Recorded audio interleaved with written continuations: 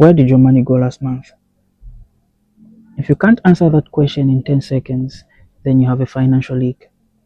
In today's lesson, I will be teaching you on one habit that separates broke people from building people. With that being said, welcome to Rich on Finance. Today's lesson is about tracking every dollar, every kwacha, every shekel, whatever currency you use. We are learning how to track it today. So if you haven't listened to episode 3 on smart goals, the link is in the description. Let us grow together. Let us become money wise together. Let us dive into it. This is a problem that almost everybody has, but people do not want to acknowledge it. What is this problem? Money disappearing. And this is a problem that many people end up only acknowledging or seeing at the end of the month. Okay? Money that is not tracked is like water in a basket. At the end of the day, nothing of substance stays in the basket. It all leaks out. For example, you get your salary or you get your wage, you pay your rent, 200 kwacha here for airtime, 50 kwacha here for data, 100 kwacha for transport, 200 kwacha for takeaway meals, all those kind of stuff. At the end of the day, you realize that you spent all your money without you actually even directing it into your smart goals as spoken or discussed in episode 3, smart goals. Now, I want you to understand something for a fact. Tracking is not about being stingy, okay? It's about you being in control. You cannot grow what you do not measure. You cannot change what you do not face. Let us now discuss why tracking changes everything. Number 1, tracking brings about awareness. You end up realizing that you're spending 800 kwacha per month on takeaways, which equates to 9,600 kwacha per year. That could be money for a business, only if you decided to make homemade meals. Number 2, tracking brings about accountability, which simply means when you write it down, you get to think twice about swiping. Your money begins to ask you, is this important? Number 3, tracking gives you the power to redirect your money. That simply means when you identify the leaks, it will give you the ability to redirect those funds into your smart goals. Now, I want you to remember, tracking makes you aware, makes you accountable, and gives you the power to redirect your finances.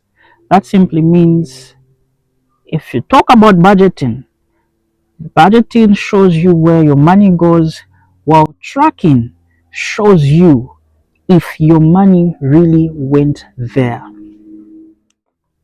Now, there are 3 ways in which you can track these expenses. Number 1 is called the pen and book method. This is basically for people that love writing. You indicate on the paper the date, the item, and the amount you actually spent on that item, and probably just takes 2 minutes of your day to handle. Number 2, you have the envelope method.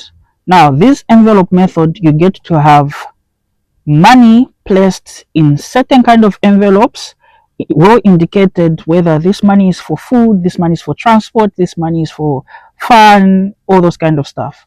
When you deplete your money in that envelope, then it is done. This is a good way of tracking your expenses for visual people that get to overspend on their cards. So number 3, you can use the phone apps. You can use a bank statement, use your note app, Excel sheets, or literally just go to Google Play or Apple Store and download an expense tracker and you're good to go. Okay, so before we go to the 3 mistakes that people make when it comes to tracking their expenses, I want you to take a look at this example on the screen. Give it a shot. Track your expenses in that setup for at least 30 days. Zero judgment. Don't judge yourself. Just do it. Okay? Just for data's sake. Okay, so now here are some of the mistakes that kill tracking.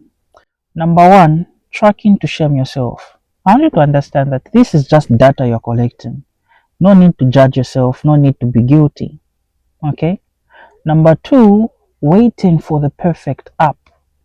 There is no perfect app. Just start, whether it is with your WhatsApp notes and everything. Just use whatever you have at your disposal for a start. You know, one of the methods is pen and paper. You can upgrade later. You understand? Number three, tracking only income. Income is easy, but do you know what the real deal is? Your expenses. Tracking your expenses tell you the real story about your behavior with money or your relationship with money. Okay, so I now have a 7-day challenge for you as you get money wise together.